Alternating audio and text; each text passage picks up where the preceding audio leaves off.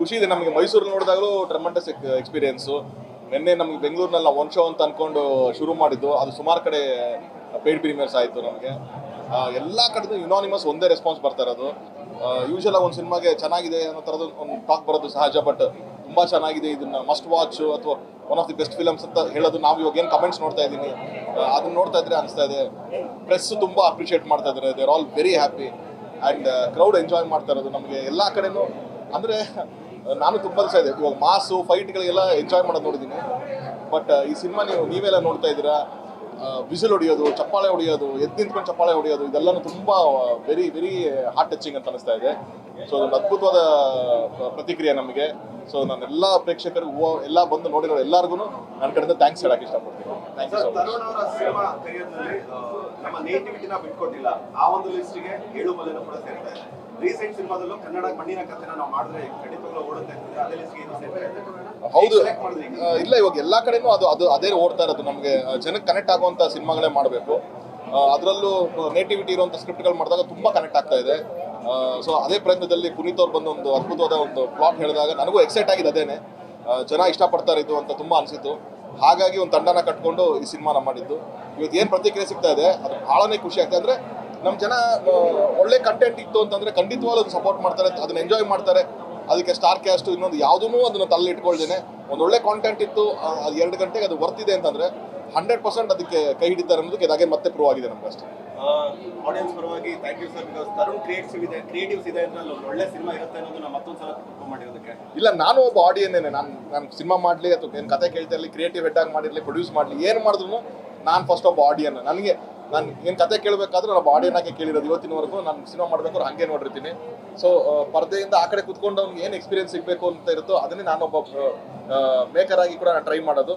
ಹಾಗಾಗಿ ನಿಮ್ಮನ್ನು ನಾನು ರೆಪ್ರೆಸೆಂಟ್ ಮಾಡೇನೆ ಸಿನಿಮಾ ಮಾಡ್ತಾ ಇದ್ದೀನಿ.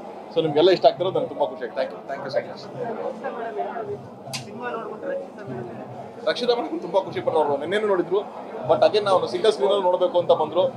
ಅವ್ರು ಮತ್ತೇನು ನಾನೇ ನೋಡ್ತಾ ಇದ್ದೆ, ಅವರು ಎಮೋಷನಲ್ ಆಗಿದ್ರು, ಕಣ್ಣಲ್ಲಿ ನೀರು ಹಾಕ್ತಾ ಇದ್ರು.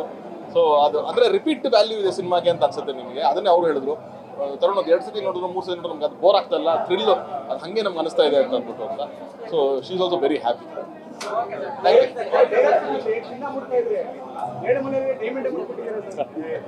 ಇಲ್ಲ ಬ್ರದರ್, ಒಳ್ಳೆ ಕಂಟೆಂಟ್ ಅಷ್ಟೇ, ಒಳ್ಳೆ ಕಂಟೆಂಟ್. ಅದು ನಾನು ಸಿನಿಮಾ ನಾನು ಡೈರೆಕ್ಟ್ ಮಾಡಬೇಕಾರಲ್ಲೂ ಅಷ್ಟೇ, ಪ್ರೊಡ್ಯೂಸ್ ಮಾಡಬೇಕಾದ್ರೆ ಅದೇ ಹೇಳಿದೆ, ಆಡಿಯನ್ಸ್ ಥರನೇ ನೋಡ್ತೀನಿ. ಇದು ನಾವು ಚೆನ್ನಾಗಾಗುತ್ತೆ ಅಂತ ನಮಗೂ ಒಂದು ಆಸೆ ಇತ್ತು, ಈ ಸಿನಿಮಾ ಚೆನ್ನಾಗಾಗುತ್ತೆ ಅಂತ. ಬಟ್ ಈ ರೇಂಜ್ಗೆ ಒಂದು ಪ್ರತಿಕ್ರಿಯೆ ಸಿಗುತ್ತೆ, ಇಷ್ಟು ಅಪ್ರಿಷಿಯೇಷನ್ ಸಿಗುತ್ತೆ ಅನ್ನೋದು ನಾನು ಎಕ್ಸ್ಪೆಕ್ಟ್ ಮಾಡಿರಲಿಲ್ಲ. ಸೊ ನಿಮ್ಮ ಥರ ಅದು ಚಿನ್ನದ ಗಣಿನೋ ಡೈಮಂಡ್ ಗಣಿನೋ ಯಾವುದೋ ಒಳ್ಳೆ ಸಿನಿಮಾ ಆಗಬೇಕು ನಮ್ಮ ಬ್ಯಾನರಿಂದ. ಜನಕ್ಕೆ ಎಕ್ಸ್ಪೆಕ್ಟೇಷನ್ ಏನಿದೆ ಅದು ಮುಟ್ಟಬೇಕಾದ್ರೆ ನನಗೆ ಆಸೆ ಆಗ.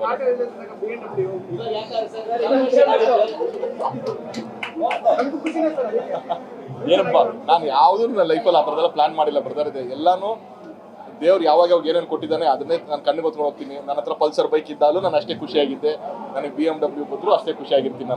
ನನಗೆ ಅದು ಲೈಫಲ್ಲಿ ನನಗೆ ಏನು ಚೇಂಜ್ ಮಾಡಲ್ಲ. ನನಗೆ ಸಿನಿಮಾ ಮೇಲಿರೋ ಪ್ರೀತಿಗೆ ನಾನು ಅದಕ್ಕೆ ಏನು ನ್ಯಾಯ ಒದಗಿಸ್ಬೇಕು ಅದನ್ನೇ ಮಾಡ್ತೀನಿ ಹೊರತು ಇದೆಲ್ಲ ಮೆಟೀರಿಯಲಿಸ್ಟಿಕ್ ಥಿಂಗ್ಸ್ ಮೇಲೆ ನನಗೆ ಯಾವುದೋ ಅಂಥದ್ದೇನು ಗ್ರೇಟ್ ಆಸೆಗಳಿಲ್ಲ. Thank you.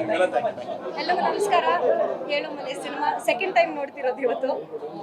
ಅಷ್ಟೇ ಥ್ರಿಲ್ ಕೊಡ್ತು, ಆ ಸಸ್ಪೆನ್ಸ್ ಎಲ್ಲ ಅಷ್ಟೇ ಥ್ರಿಲ್ ಕೊಡ್ತು, ಅಷ್ಟೇ ಸಿನಿಮಾನ ಎಂಜಾಯ್ ಮಾಡಿದ್ದೀವಿ.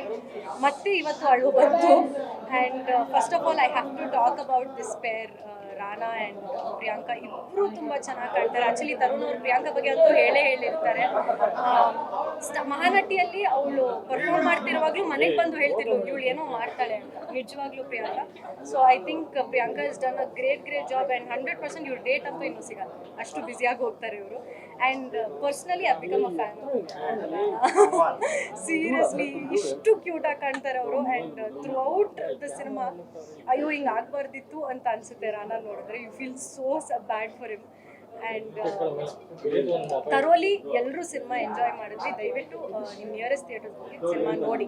Thank you. ನಾನು ನಿಮ್ಮ ಪ್ರಣಾಮ್ ದೇವರಾಜ್. ಈಗ ತಾನೇ first day first show Elumale ನೋಡ್ಕೊಂಡು ಬಂದೆ. ನಮ್ಮ ಇಡೀ ಸನೋಪತನ ತಂಡ ಜೊತೆ ಸಿನಿಮಾ ನೋಡಿದ್ವಿ. ಆ್ಯಂಡ್ ಏಳುಮಲೆ ತಂಡ ಜೊತೆ ಸಿನಿಮಾ ನೋಡಿದ್ವಿ. ನಿಜವಾಗ್ಲೂ ಬಹಳ ಹೆಮ್ಮೆ ಆಗ್ತಿದೆ ಈ ಥರ ಒಂದು ಕನ್ನಡ ಸಿನಿಮಾ ನೋಡಿದ್ದೀನಿ ಅಂತ.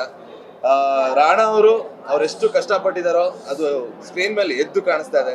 ಆ್ಯಂಡ್ ಪ್ರಿಯಾಂಕಾ ಅವರು ಅಷ್ಟೇ ಹೊಸ ಪ್ರತಿಭೆ ಆದ್ರೂ ಬಹಳ ಚೆನ್ನಾಗಿ ಮಾಡಿದ್ದಾರೆ.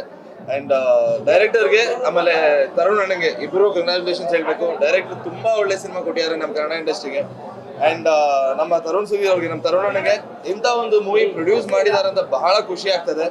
ಸೊ ಇಂಥ ಒಂದೇ ಸಿನಿಮಾ ಪ್ರೊಡ್ಯೂಸ್ ಮಾಡಾದ್ಮೇಲೆ ಜನ ಬಂದು ಇಂಥ ಸಿನಿಮಾಗೆ ಆಶೀರ್ವಾದ ಮಾಡ್ಬೇಕಂತ ಕೇಳ್ಕೊತೀನಿ. ಸೊ ಎಲ್ಲರೂ ಬನ್ನಿ, ಕನ್ನಡ ಸಿನಿಮಾನ ಥಿಯೇಟ್ರಲ್ಲೇ ನೋಡಿ, ಏಳುಮಲೆನ ನೋಡಿ ಅಂಡ್ ಈ ಸಿನಿಮಾ ಗೆಲ್ಸಿ ಅಂತ ಕೇಳ್ಕೊತೀನಿ.